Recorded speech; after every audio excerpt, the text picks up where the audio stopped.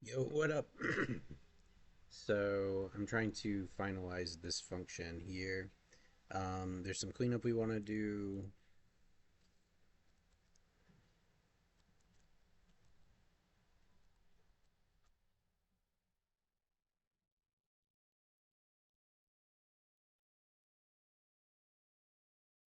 Just thinking real quick. So we're kind of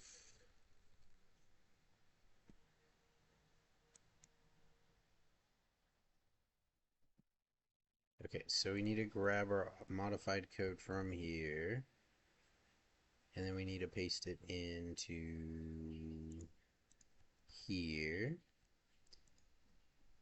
We're basically cleaning things up. We don't want to have to do this initialize wave step because it's redundant.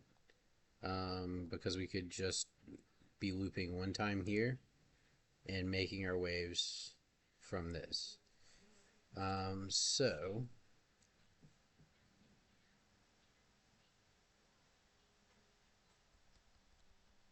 so what we actually want to do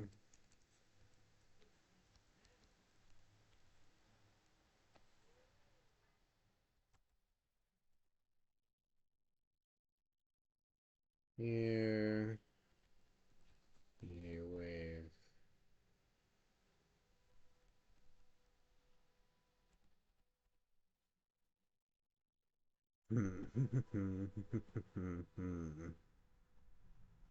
We also want to make sure, okay, so like right now, for example, I think we have too many waves, or too many octaves. We got 40. So let's bump this up to 8 so that we have 5 octaves. Save it. That's going to make our output much bigger. So we're going to reduce the output base size.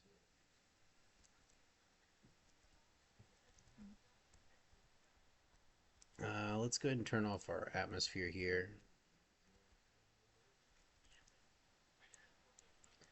So then we can reduce our base wavelength size.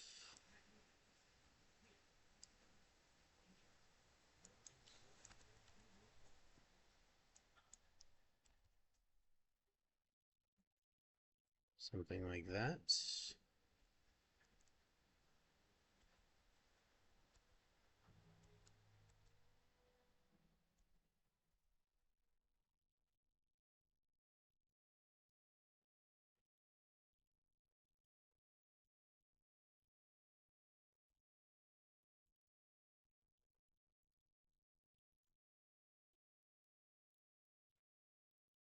Make sure everything's moving in the correct direction, which it appears to be.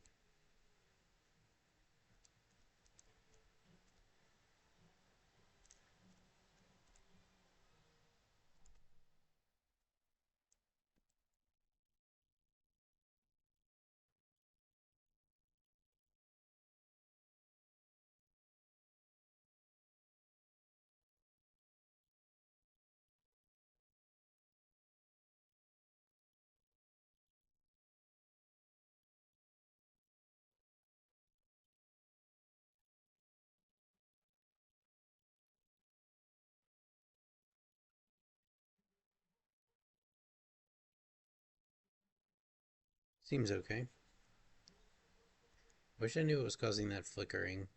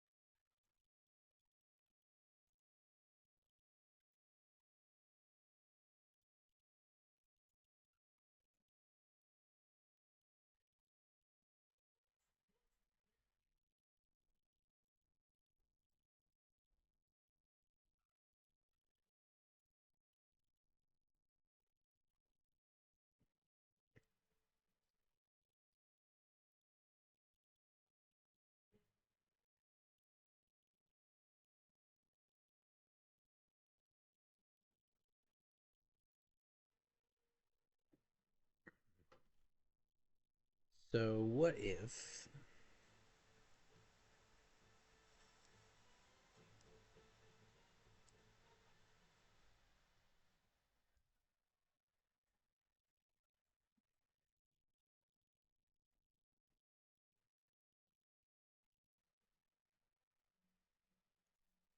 take our updated code here, paste it over here, right? So what if we utilized our texture here for our randoms instead of generating the random? That should save us some time.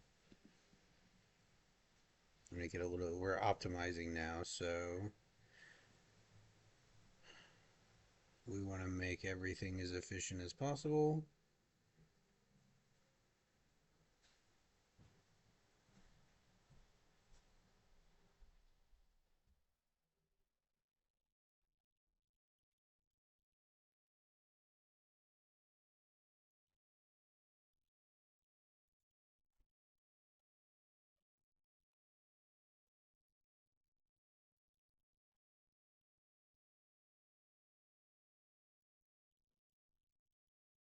All right, so we're going to need some values here that are shared. Float to amplitude range, float to frequency range, float to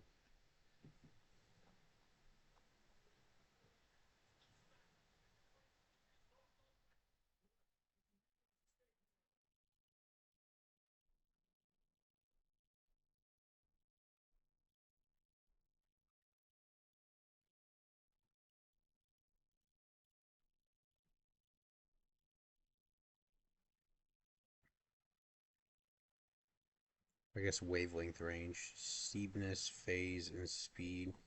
Except we don't need this one.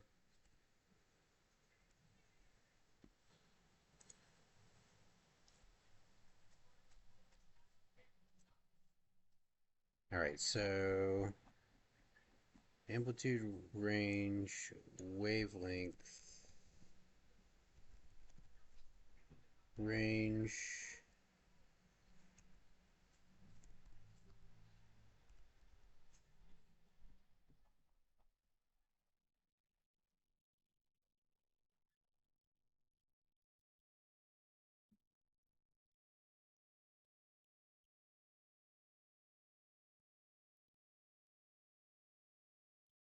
I'm also curious about using the direction from like a flow map here. It might be interesting.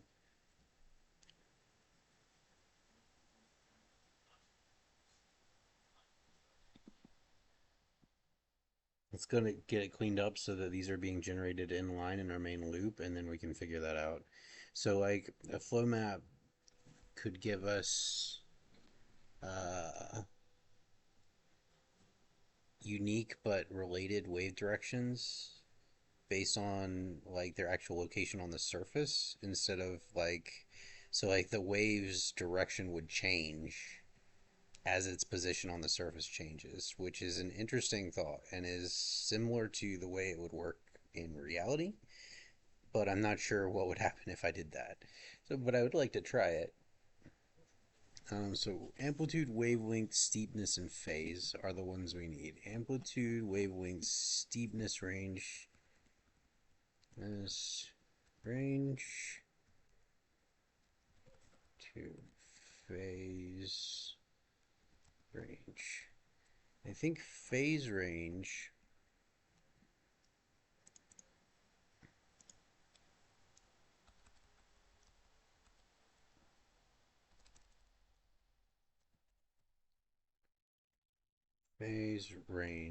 is just supposed to be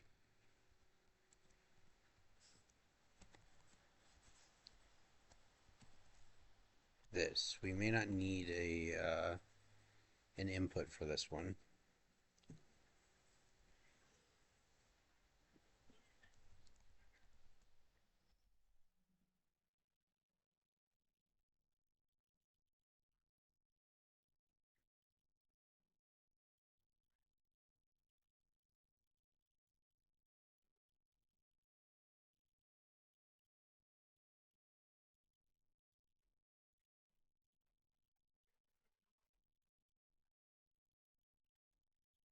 So we do this. Now we have our randomization factors in a place where we can use them globally.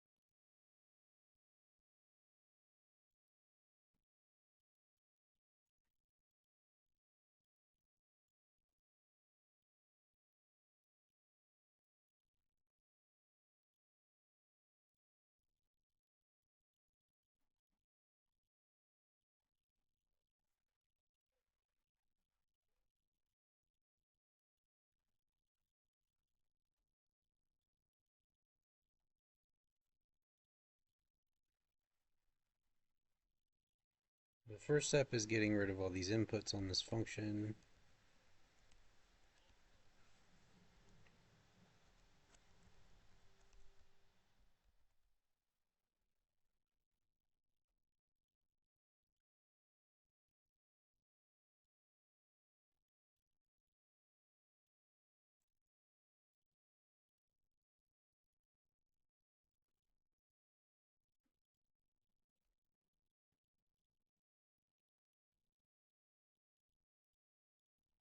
Is this used? No.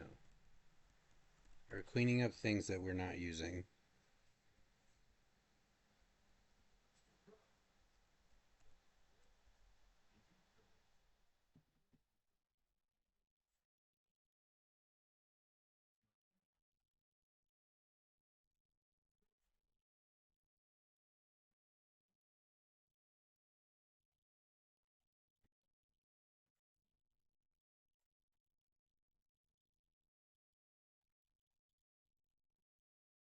Base amplitude. Okay. That looks good.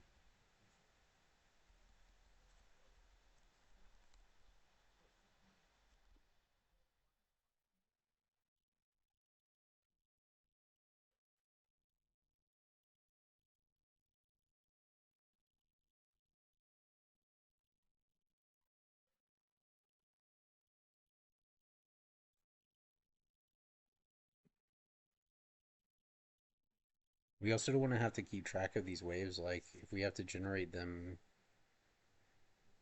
anyway, I don't think we're really saving any time.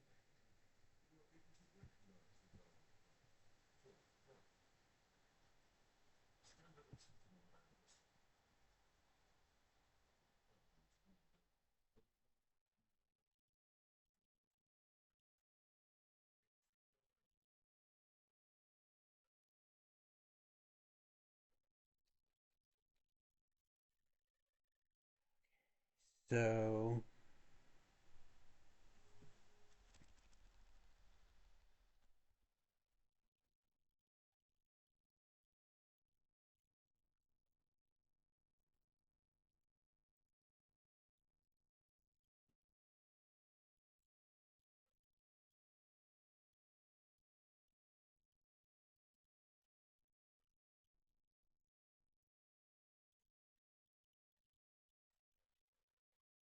we change our speed to be basically just a fully derived function.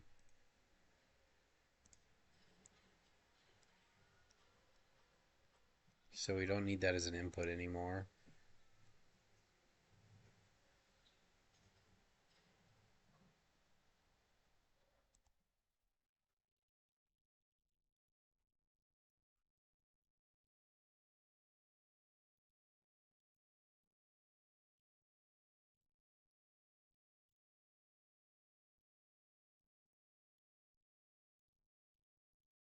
Alright, so far so good. We didn't break it.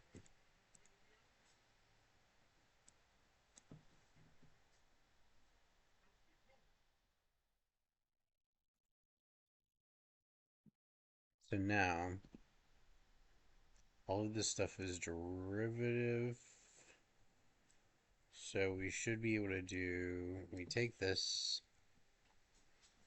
we go here, we add it to the top here, right? And then we take this stuff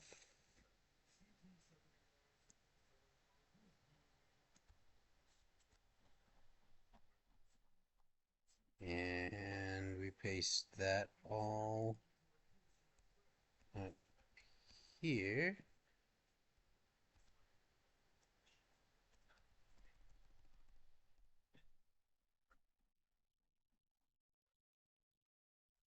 Wave data.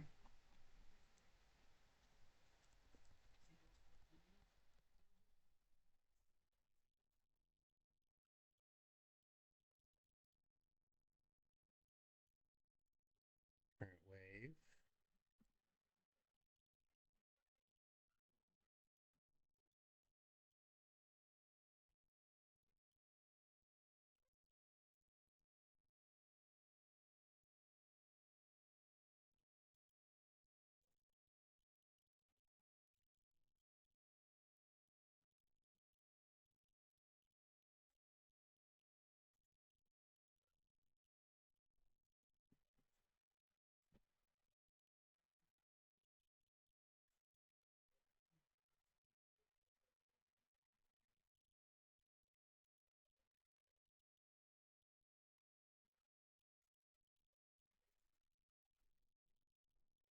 Like this.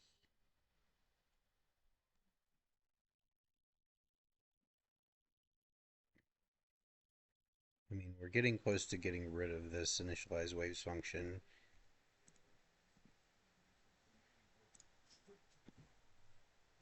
Potentially.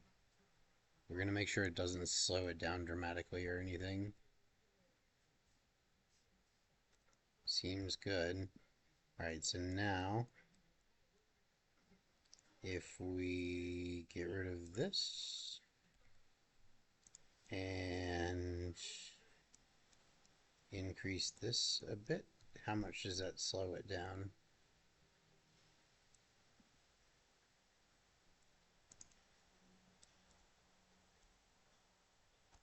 Seems to be running just fine.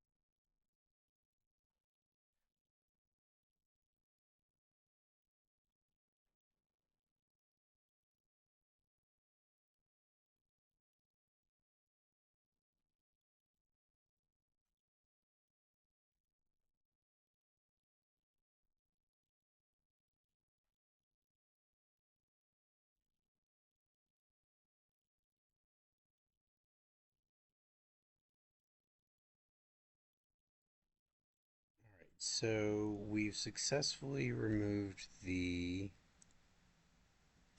I think this is too high. 0.5, 0.9, 0.7.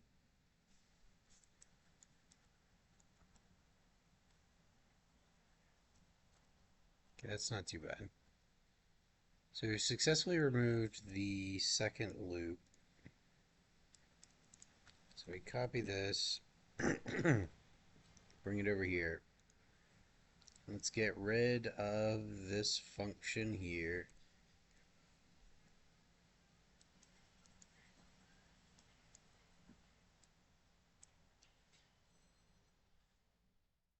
And let's try what I was just talking about. So we're going to add a new field. We're going to add, okay, get rid of all these.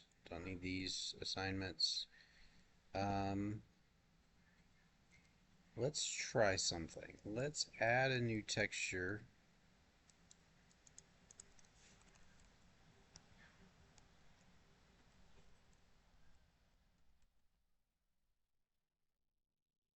Flow noise.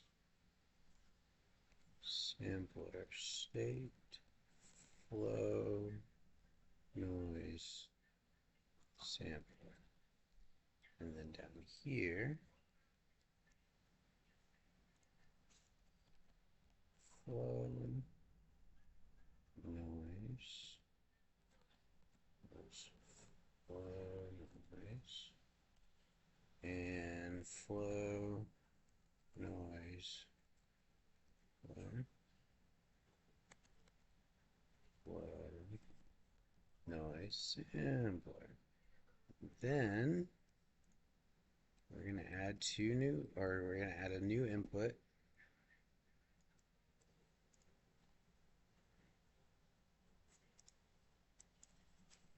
Flow noise. Texture, object, and we're going to have format.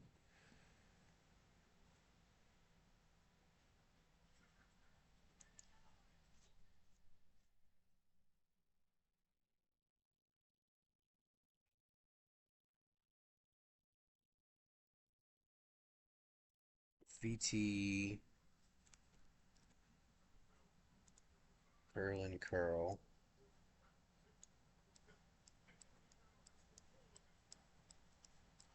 And instead of doing this, we're going to do flow text 3D sample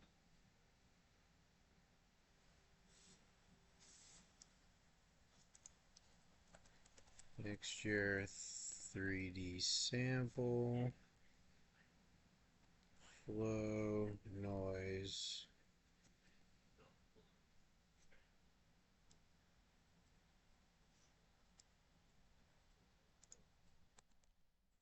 flow noise sampler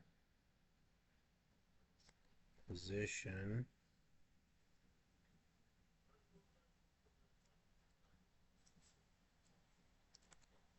divided by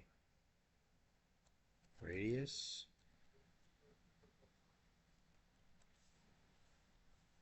put 4 d2 equals this.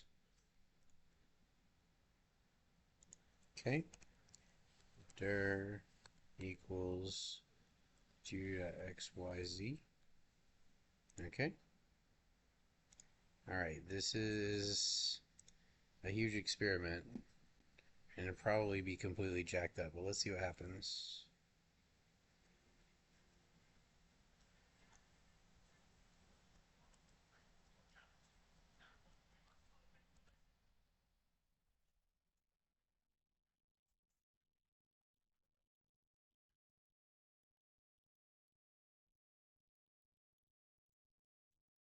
Okay, that clearly didn't work.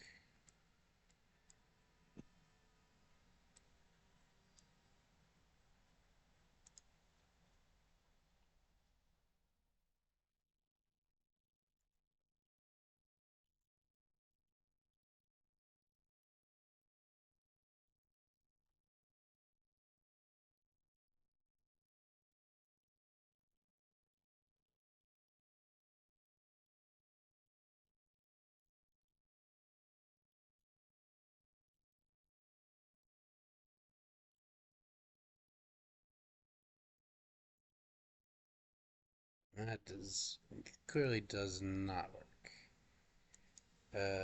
Maybe this is too much.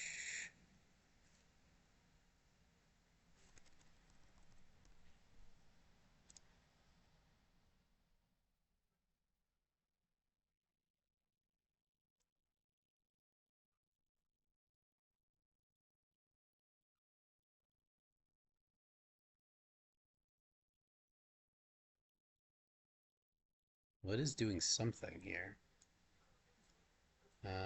Maybe it's something in between. Let's try times 0.01.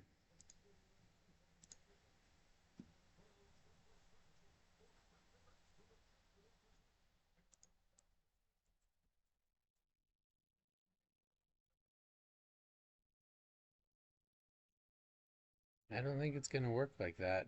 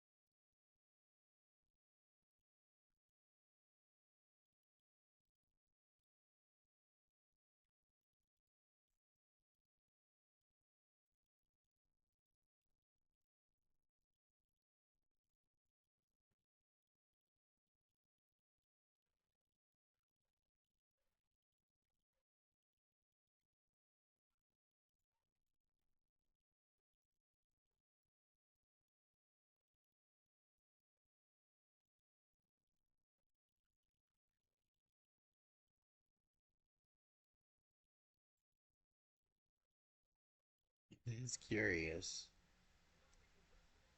But yeah, I don't think that it can work that way.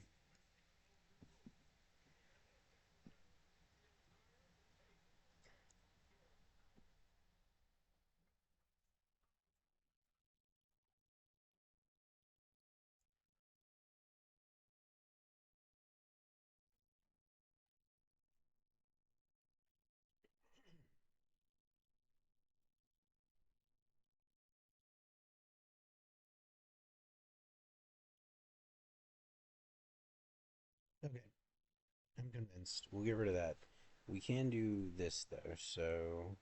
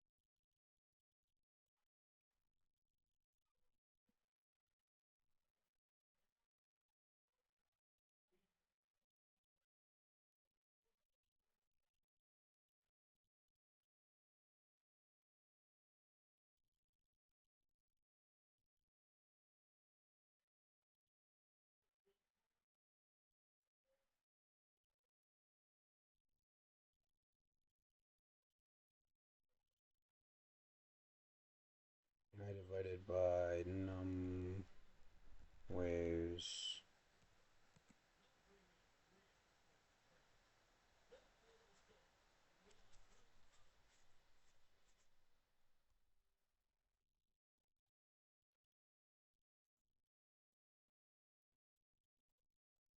We're gonna want to be able to provide a waves per octave value.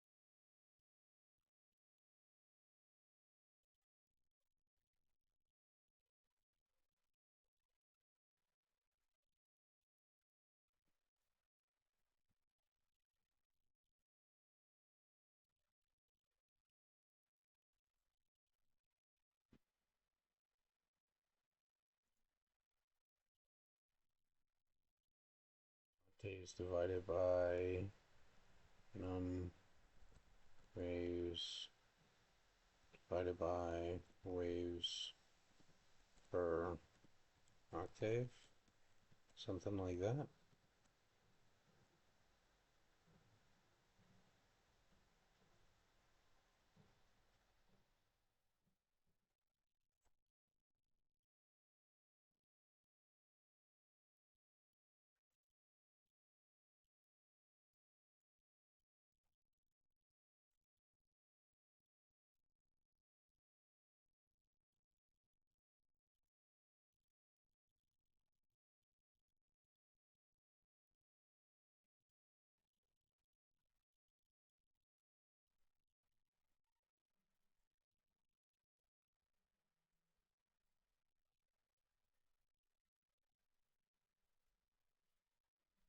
rid of speed rand. We're not using that. And we might be able to get away with this. We're gonna try. Rand X, Rand Y, Rand Z. Because I'm not sure it matters if our... I mean, we're about to find out.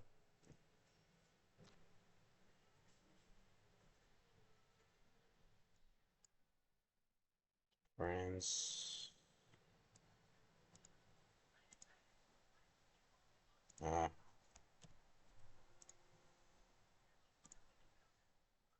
Noise.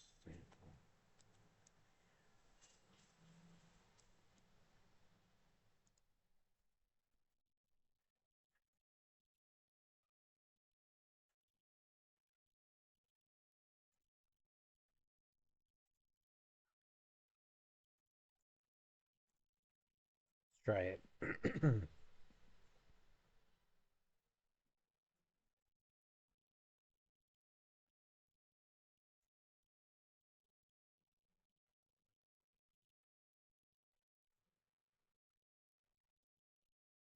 We have waves, but what's happened to our normals?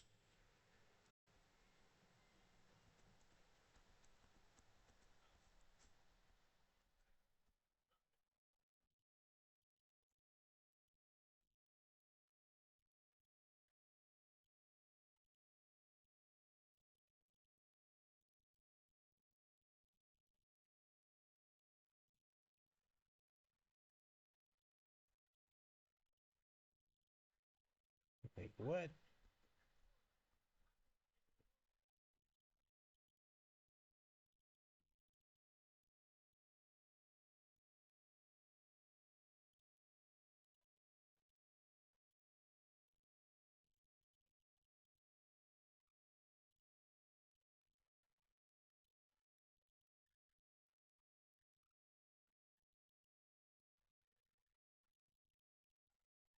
I think we need to switch to wireframe here.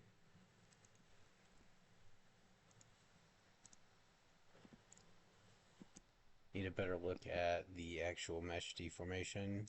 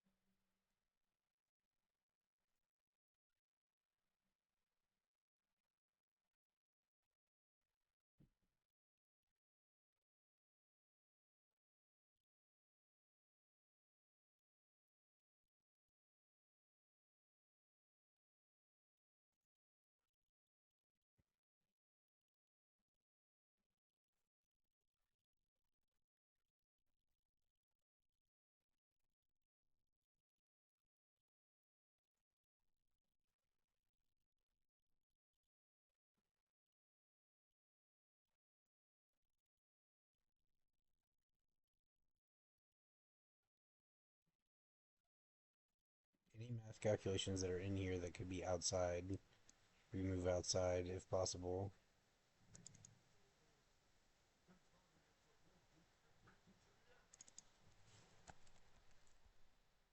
Any assignments?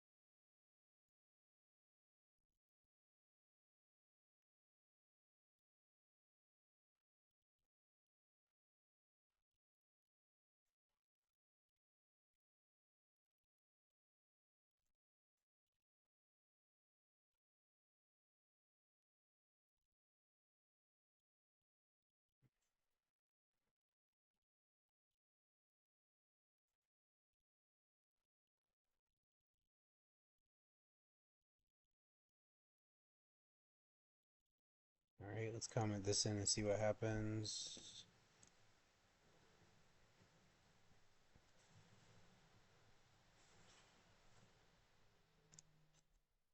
Hey, now we have some normals popping up.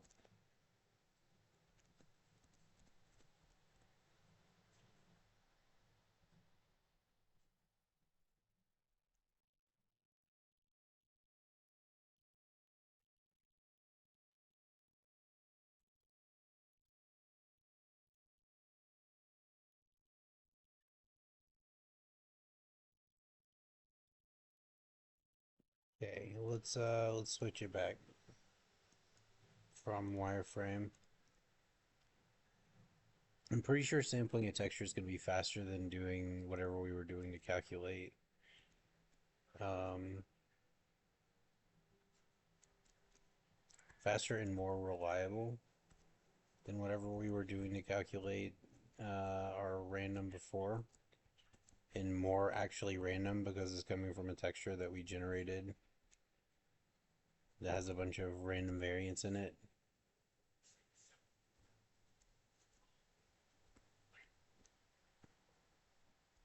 Yep.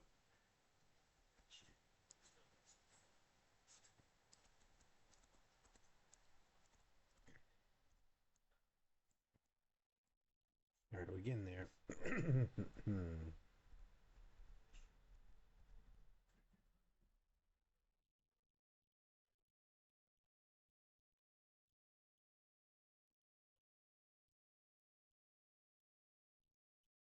This is an issue. I noticed this earlier today.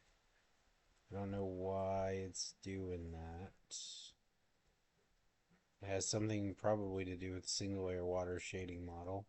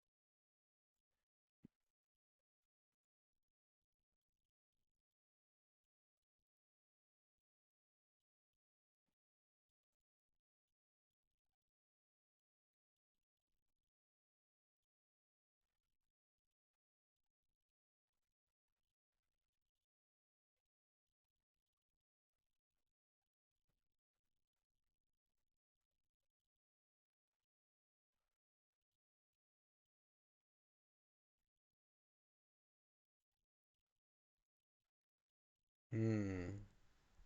Yeah, something's up.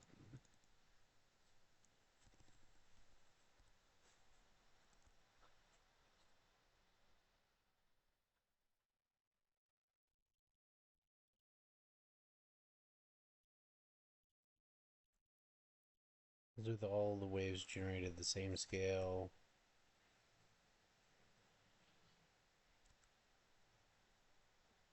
Is it just me, or is it only affecting verticals?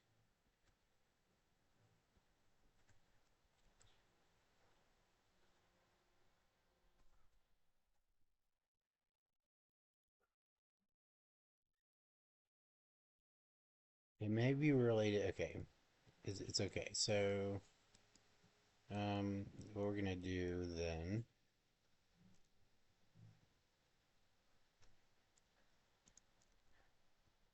is we'll do this. It may be related to us causing an indirect association between the values here. So what we're going to do is we'll just flip these and take two different seeds, right? And then we ran 1, 1, 1, 1, 2, 2, 2,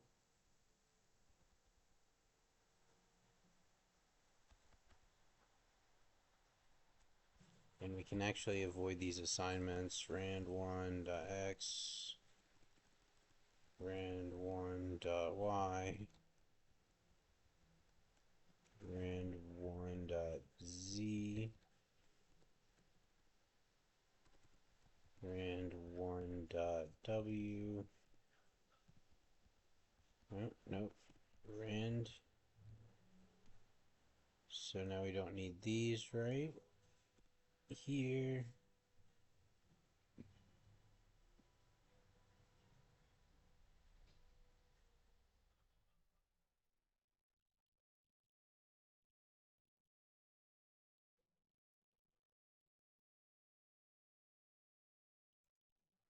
Let's try it. I think we may have an association between direction and like wavelength and stuff with the way that we were doing it. Yeah, that feels more random. Less grid-like. And now we should be able.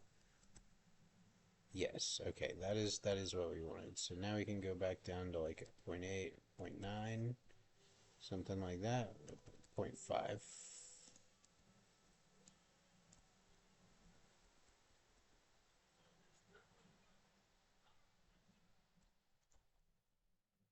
All right, we're really starting to close in on something that's usable here. We have too many octaves now, but that's an easy fix. So we have 60 iterations, and our octave count was 8. So we want, if we want, say, 4 octaves, or we got 60, right? So what would be a good solid number divisible by 60? So if we do 12, it would be 5 octaves.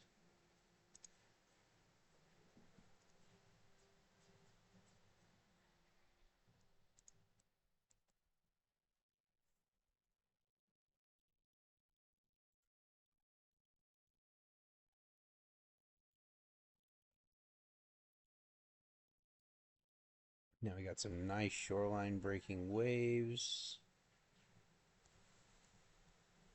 Oh yeah.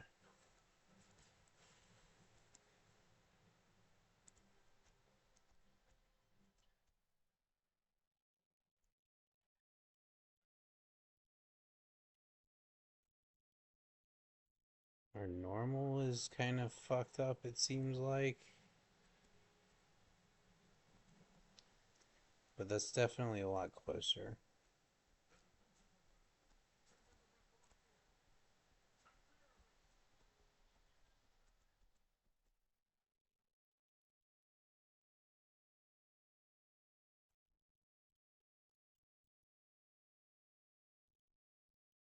Yeah, we're starting to get really close to something that we can actually use here.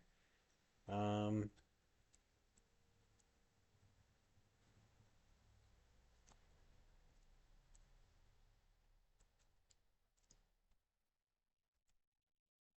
the normal is actually a bit much.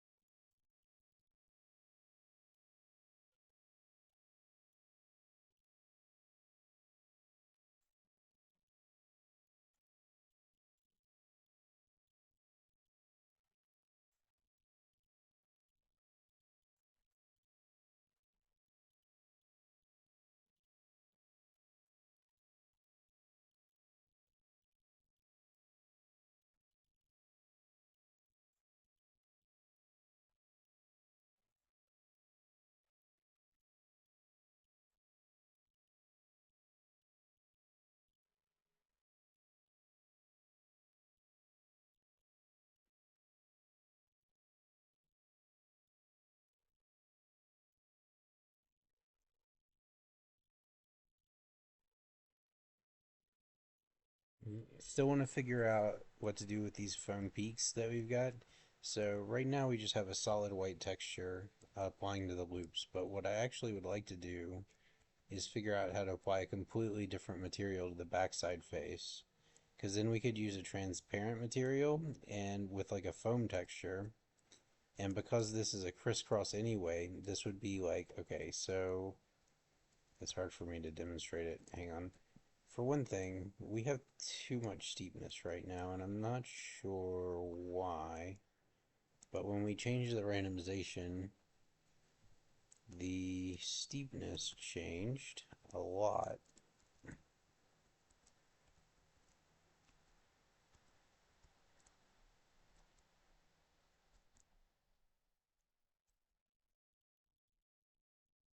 Which is kind of interesting.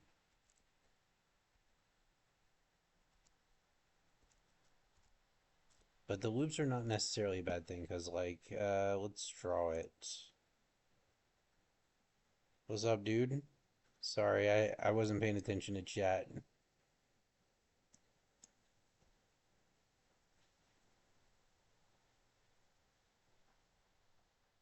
I'm doing both, so I'm coding it inside. I'm making my changes inside this, but I'm keeping track of the changes in a separate file in Visual Studio Code, so that like I can keep track. So like I make changes in the editor because I can immediately test them and make sure they work, and then I port the changes over here so that I can keep track of the file, and eventually I'll version control this. And then the other reason I do that is because sometimes when you want to make big changes, it's easier to do it in Visual Studio Code than it is to do it in the editor, because like while this is way better than the node used to be, the custom node, it's still not great. But it is better. Um, but yeah, sorry, I wasn't paying attention to chat for a while, so I may have missed your messages.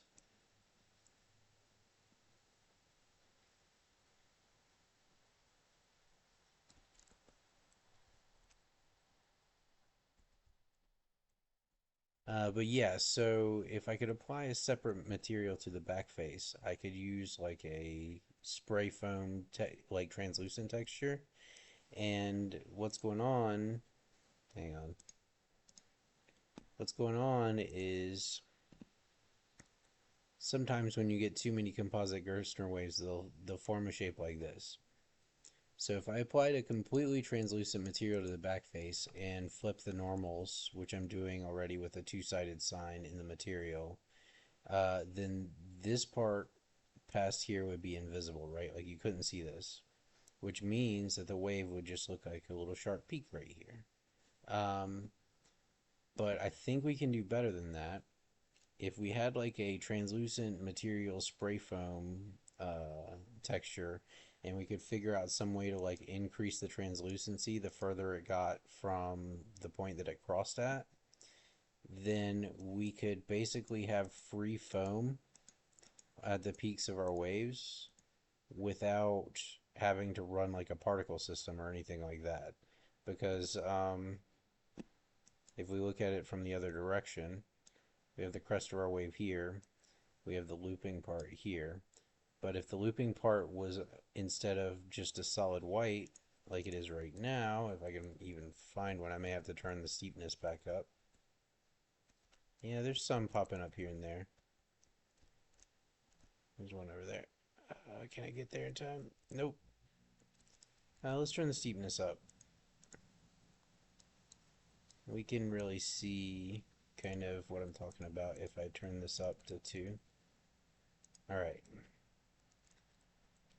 So, like right here, if these areas that were getting flipped over like that were instead had like a little translucent foam texture, you would be getting like foam on the tops of the waves, right? Obviously, this is an unrealistic amount of steepness. So we're going to turn it back down to like 0.5 and 1.5 or something like that. Keep it centered around 1, but give it the opportunity to sometimes form peaks.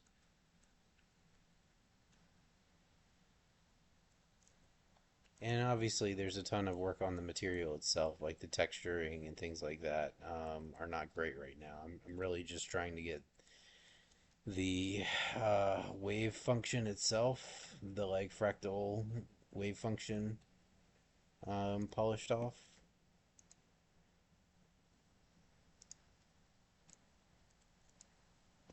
All right, so going back to this.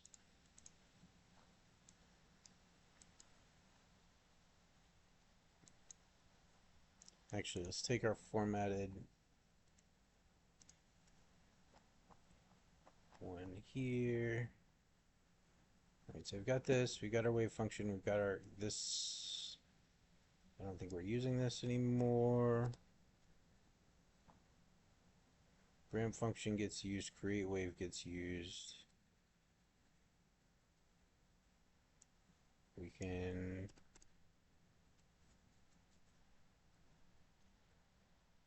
keep this.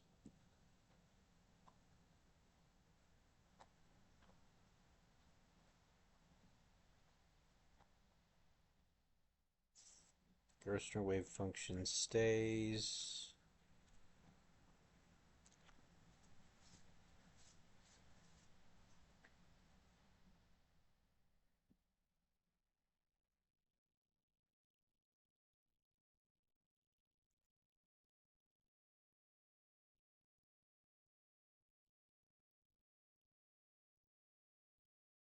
This should be a parameter.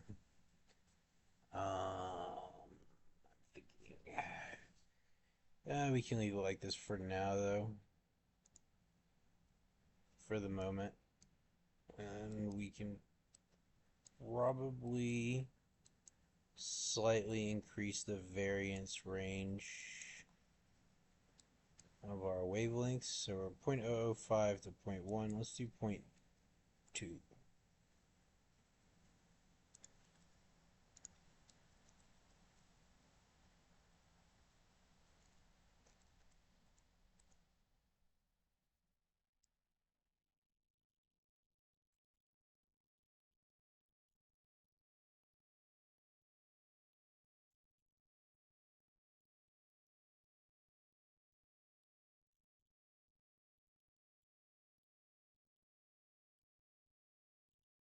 We got nice waves going towards the shoreline here.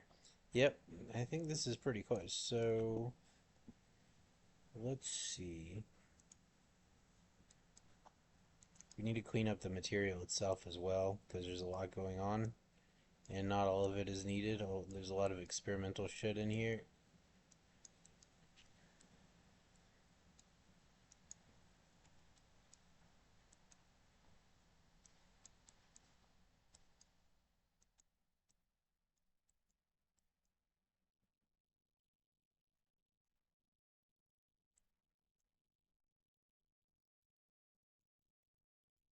We're going to need to incorporate these back in when we actually want proper shoreline foam. And let's see.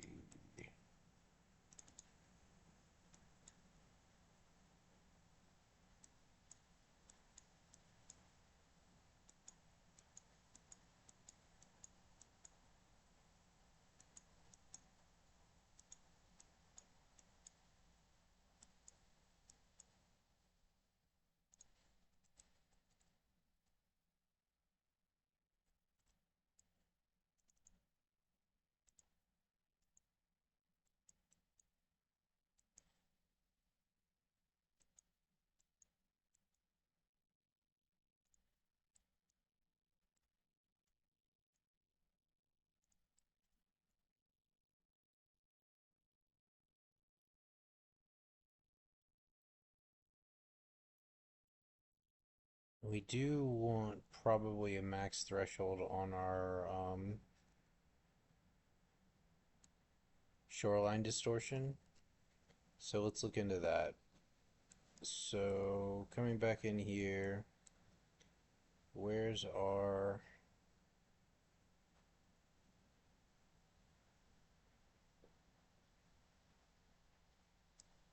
Here's our depth scalar.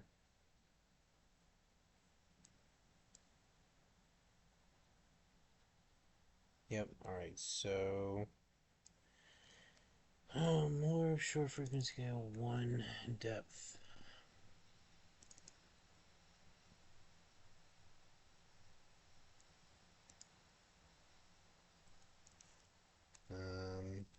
Float edge depth equals saturate. We'll saturate the smooth step of... Am I using this anywhere else? Hang on, let me see. Fuck. I'm not sure. What's the format? What's the format of hlsl smooth step?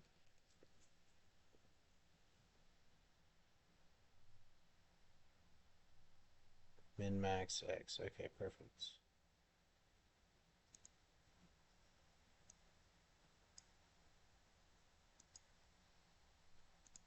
So min is 0, max as 0.2 depth.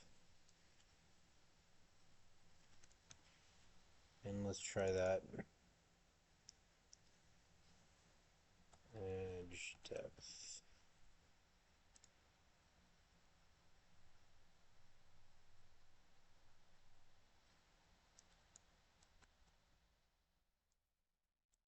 That was wrong. 0.20, perhaps? Nope, that's not it either.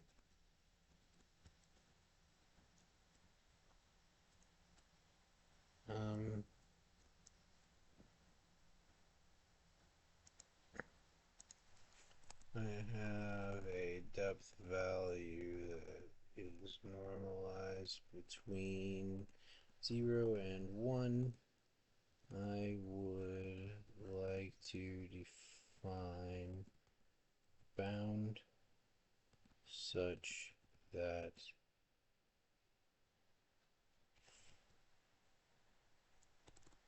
I define a value such that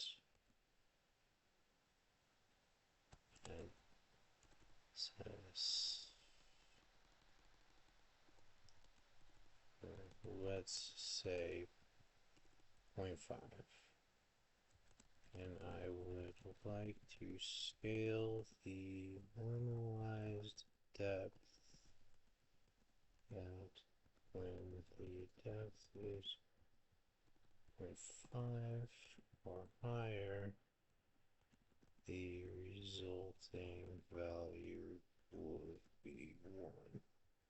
Basically like a smooth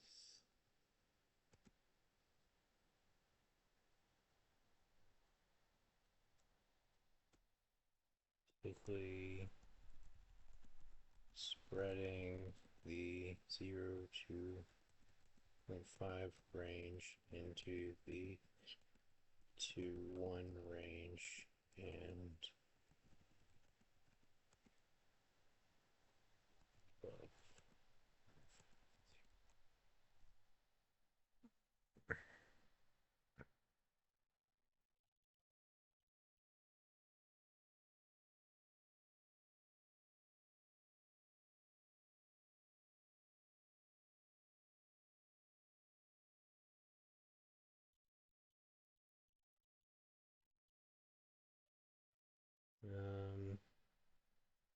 yeah, but it's not a static value.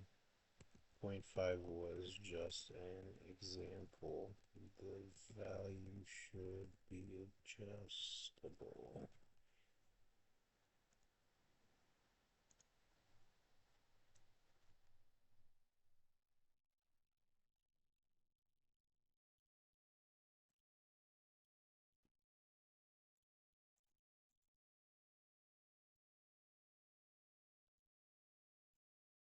Perfect. All right, let's give that a shot.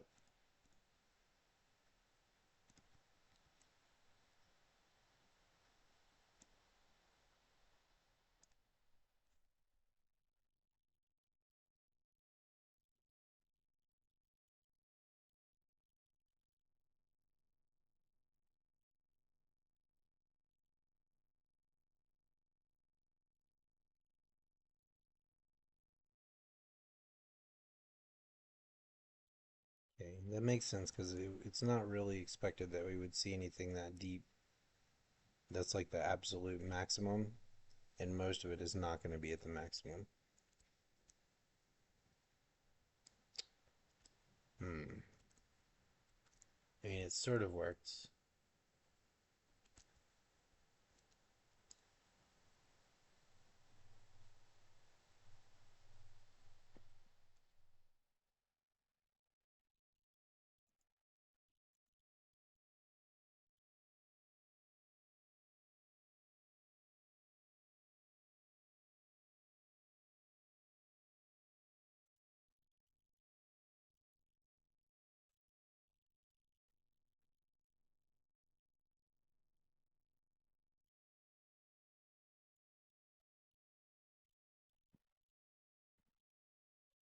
Okay, that's too much.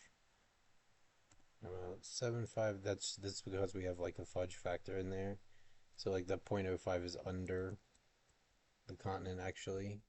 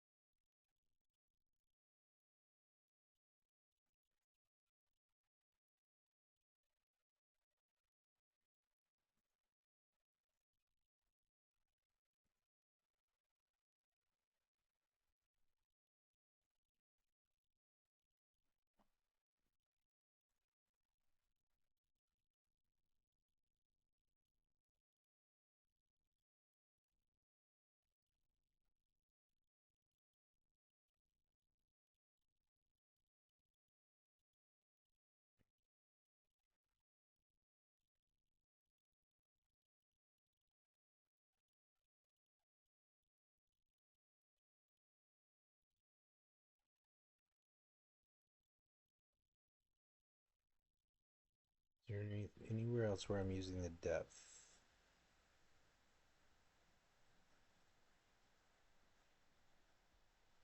Aha.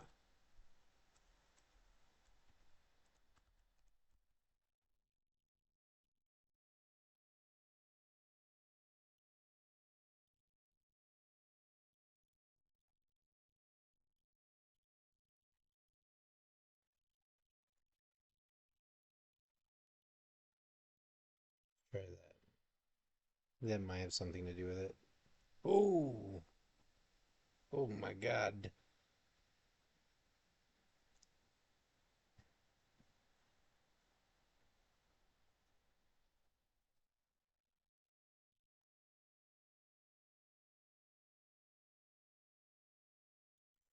I don't think that's right.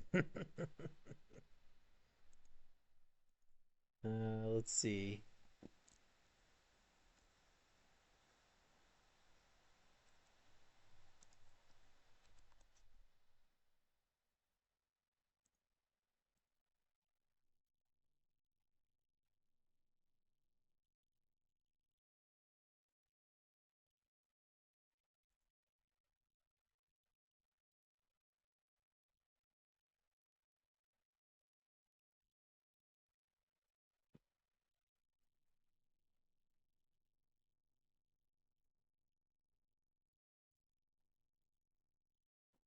Why are we using this max depth value?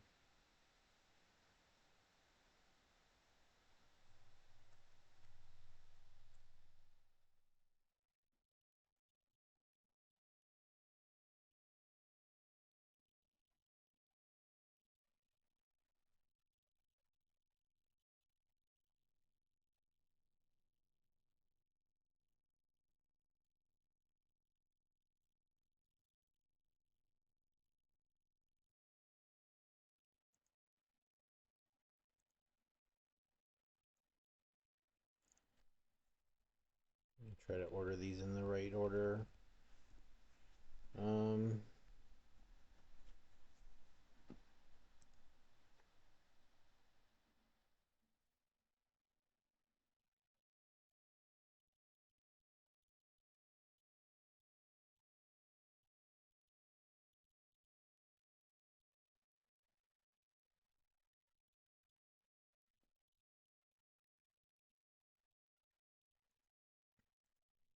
what does a smooth step actually do?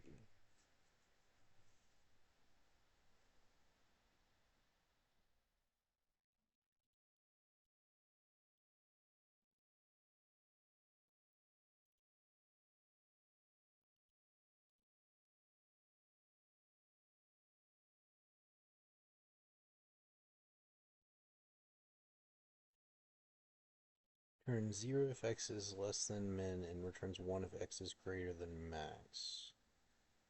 Values of x between min and max smoothly interpolates, uses this.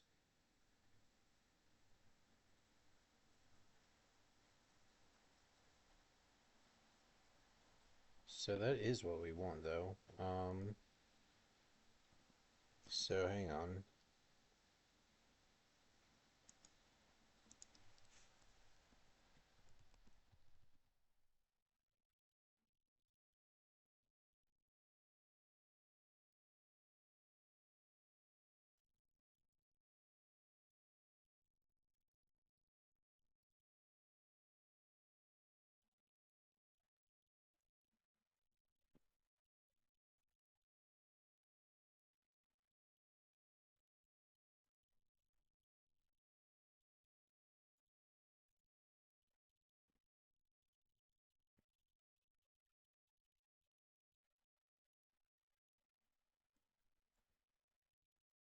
Yeah, because, okay, so now we're getting a much smoother transition here.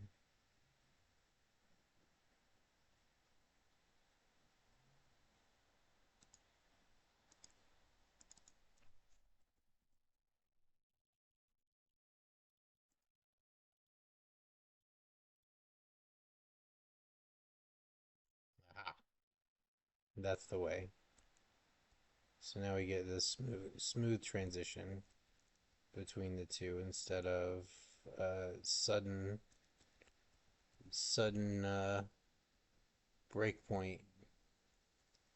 And with that, we can probably use a higher um, scale function here, something like 1.5. Save it.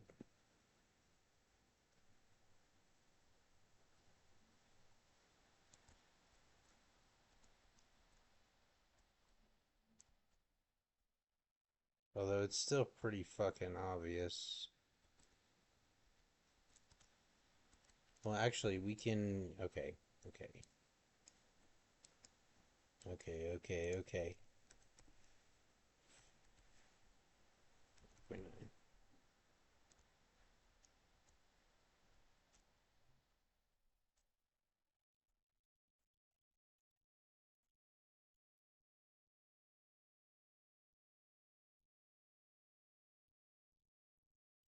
That's not too bad. And then octave scale can probably come down a bit since we have lower amount of octaves.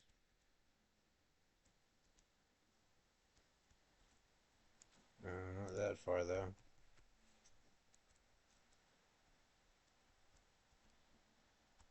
Hang on.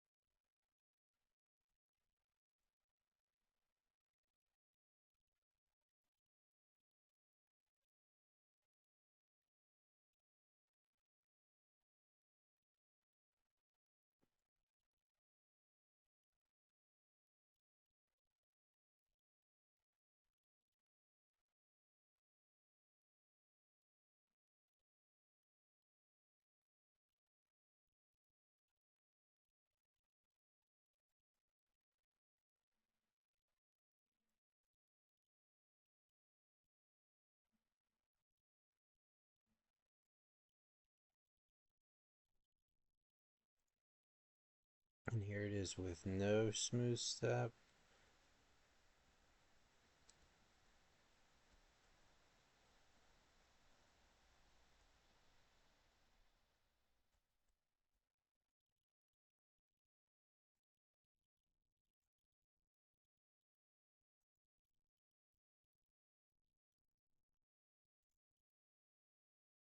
Just have to futz around with it until we find some settings that actually look good. What?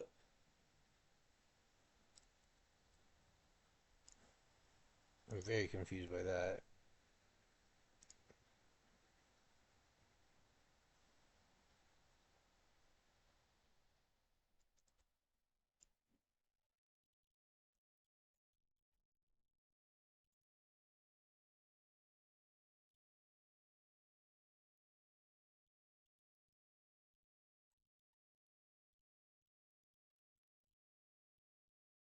Alright, so we're not seeing the depth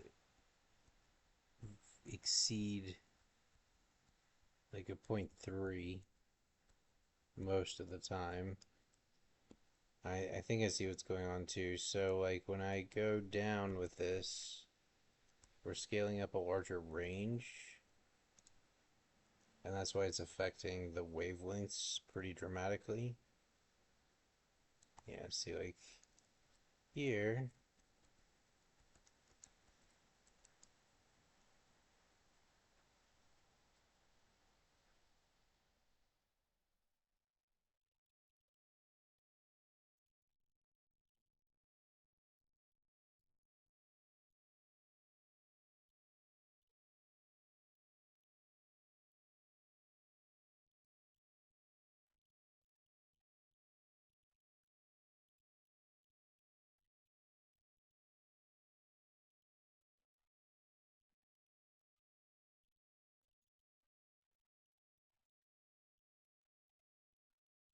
and that's also why I had to boost this up higher, because I was doing this lower when I was working with, yes, okay, that makes sense. So when I was working with, okay, okay, I think I see what's going on. So basically, we were operating on the mistaken assumption that that our shore depth mask is like 0 to 1, which it is technically, because theoretically you could have a wave at the deepest part possible of the planet with the lowest elevation possible. But in practice, when you're talking about a bunch of randomized mesh points in a noise pattern, it doesn't really work out that way. You're almost never going to find that. And so most of the time, our depth is sitting somewhere between 0 and 0.3. Um, so when we multiply directly by the depth, our value that we're multiplying by is at maximum 0.3 and at minimum 0, or when we lerp between our two values,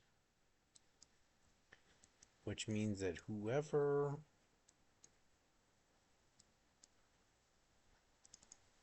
is in the 0 is going to get biased towards, like, we're going to be biased towards this one because this value is never going to hit 1. It's almost,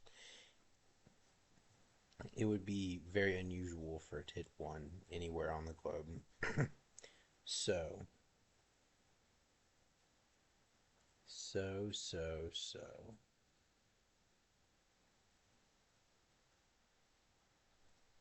but then when we smooth step it,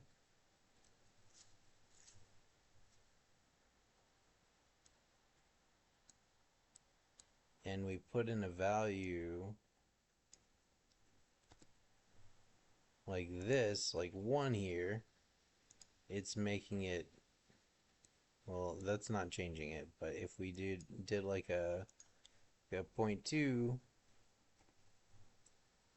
that's boosting this value so that it's a lot higher, this adjusted depth. And then when we warp based on that, it's going to be biased towards whichever side that. Yeah, so now we get a much lower, or I think we're biased towards the smaller frequency scale when we do that, is what it seems like. And I'm guessing that when I do this, it's going to be even smaller, but only on the coastline. Yes. Okay, so then if I was to say take this and divide it by 3,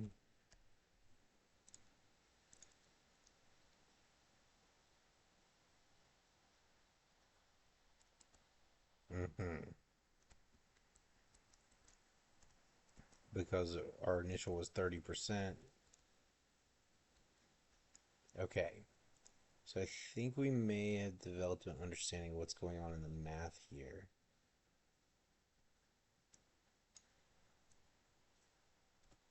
Divided by 1,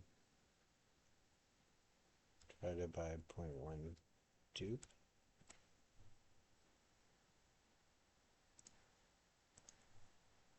Just curious what happens if I match these.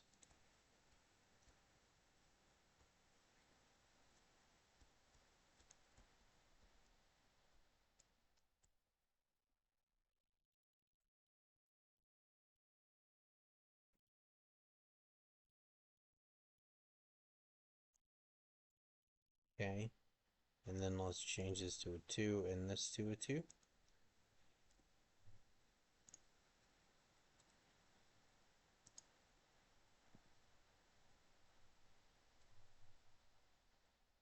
This is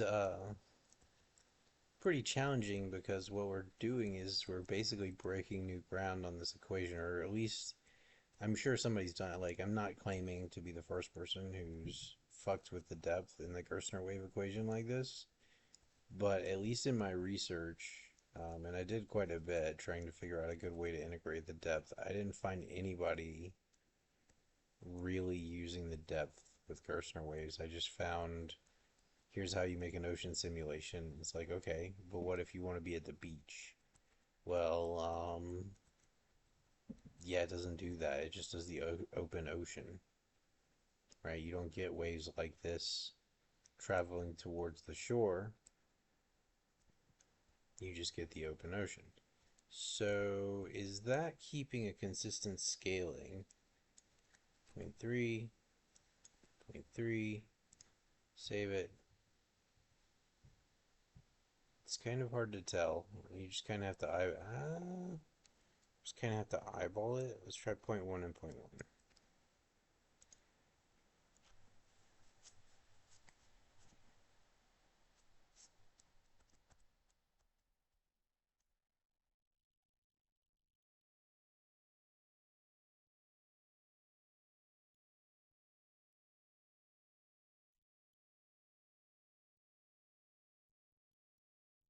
You probably have to bring in some domain warping or something to break up this pattern that forms, or maybe a different octave scale. Oh. Huh. Look at that. It's kind of nifty. Um,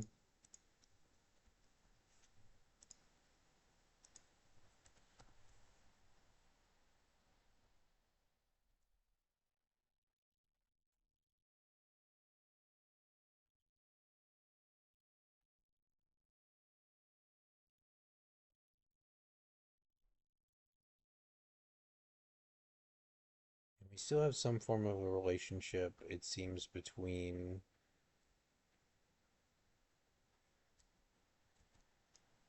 our waves, maybe.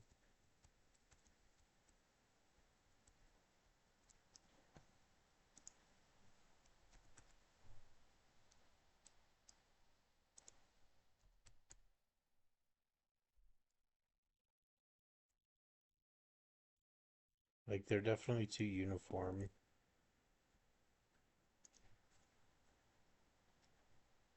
and traveling in very similar directions.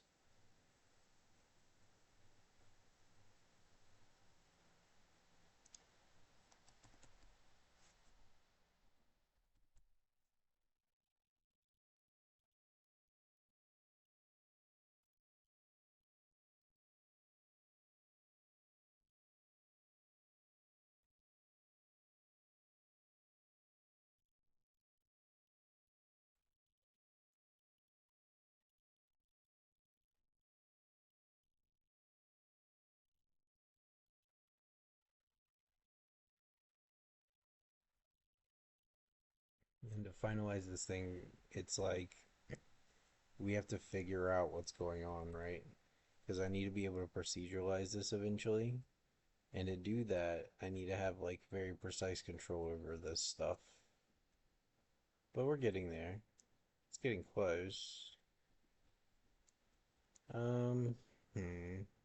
I'm still not convinced that it wouldn't be better to just do something like.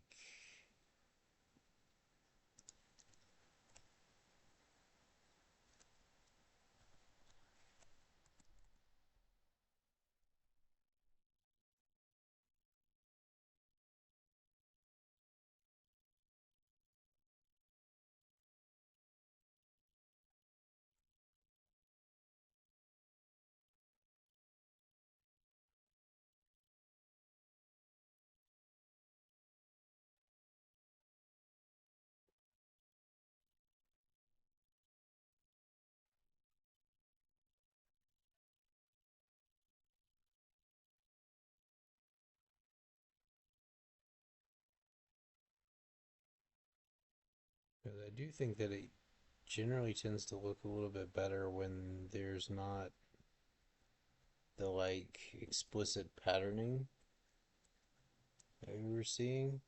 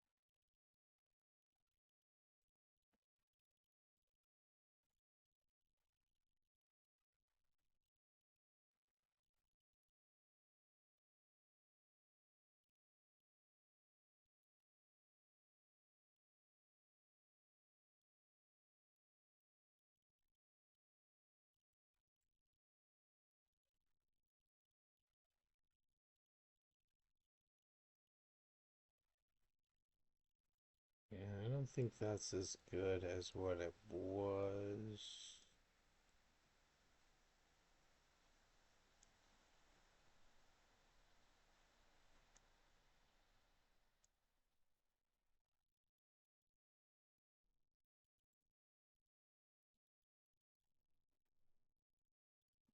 No, what the fuck?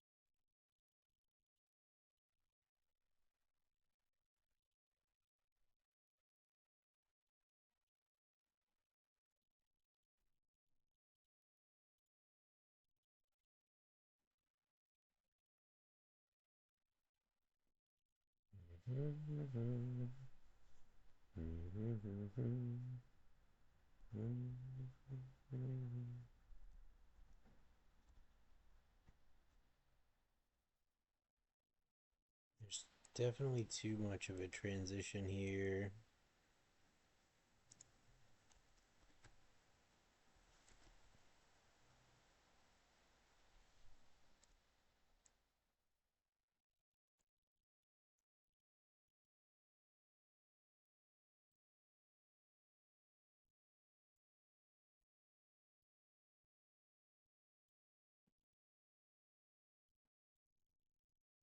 And then if you just wanted to use the whole depth, you could just do.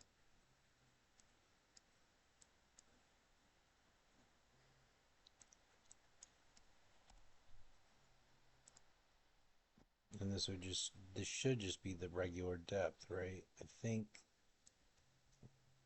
yeah. So this is if you want to just use the depth at all points. The other thing we're going to have to calculate is the... I need a better way to do this. Need a better way to do this for sure. So let me think about that. So our depth has a fudge factor to it, which is this 0.6.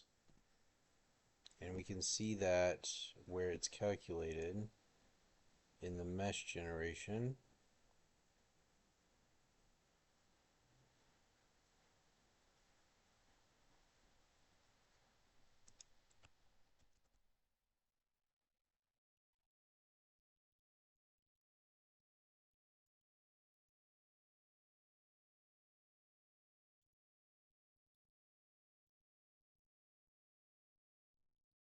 And we can also go ahead and change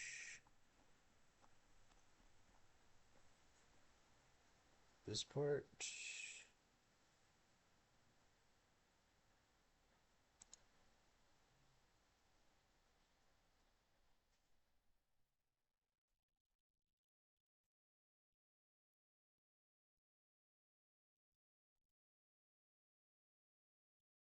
And I think that's going to save some time.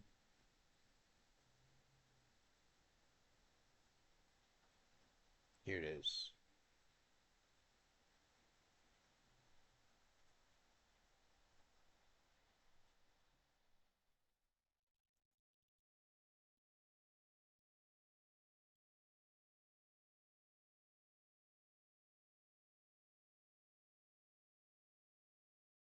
Wait, what? This isn't right.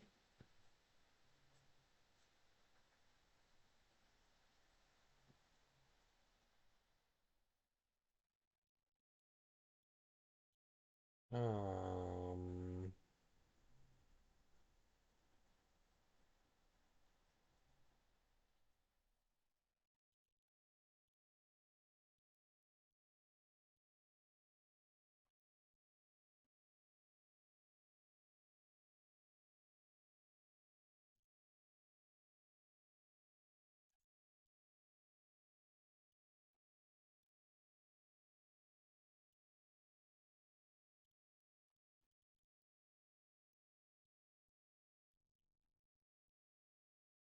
that doesn't seem right.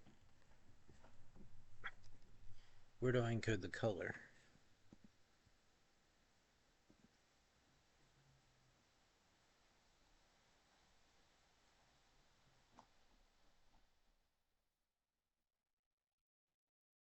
Ah, yeah, that makes sense.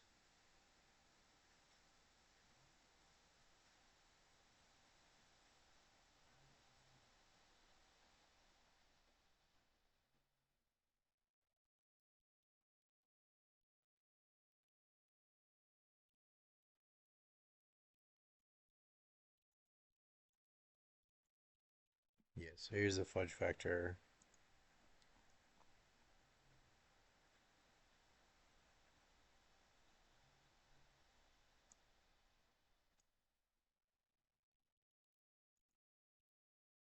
We don't need to be doing this.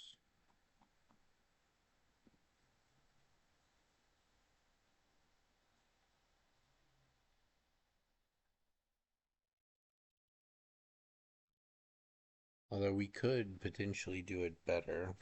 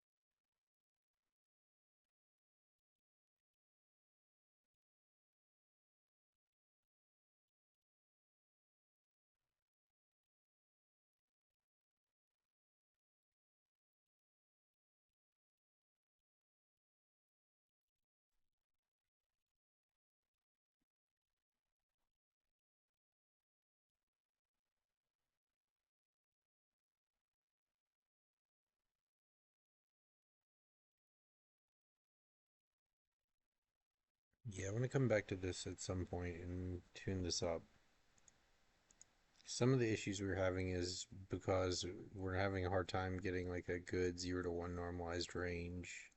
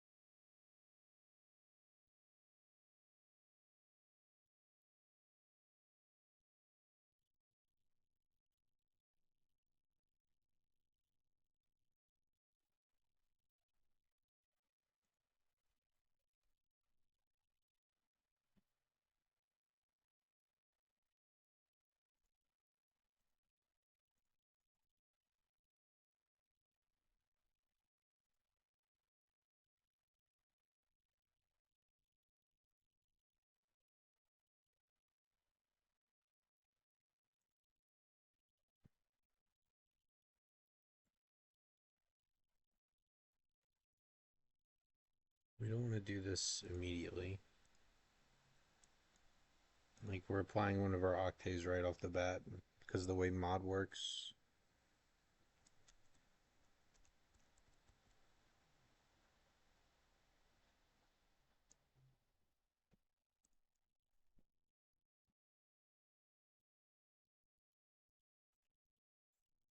Okay. I am starting to get sleepy.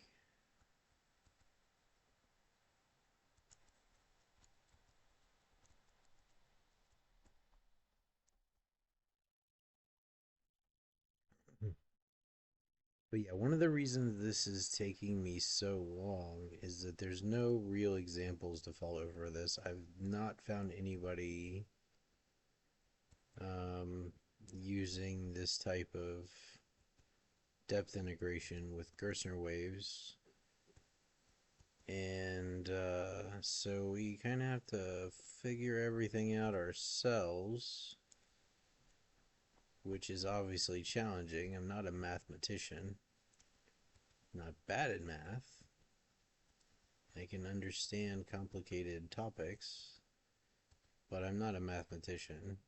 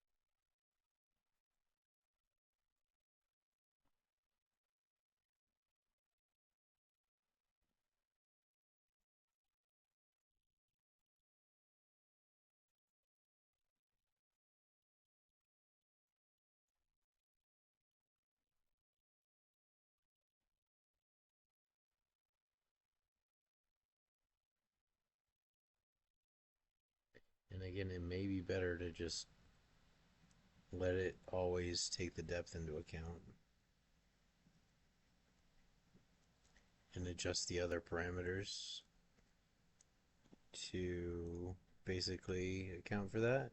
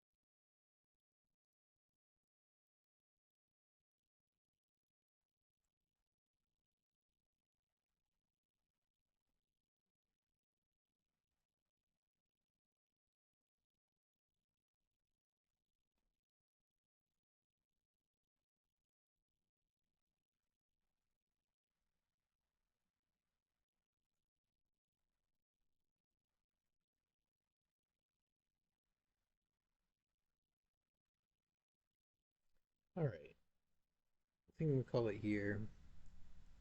Obviously, it's not done yet. Um, but, you know, it is what it is. Trying to figure this stuff out is hard. Trying to get it perfect the way you want it is pretty tough as well. It requires a lot of testing and iterating and bashing your face on the keyboard.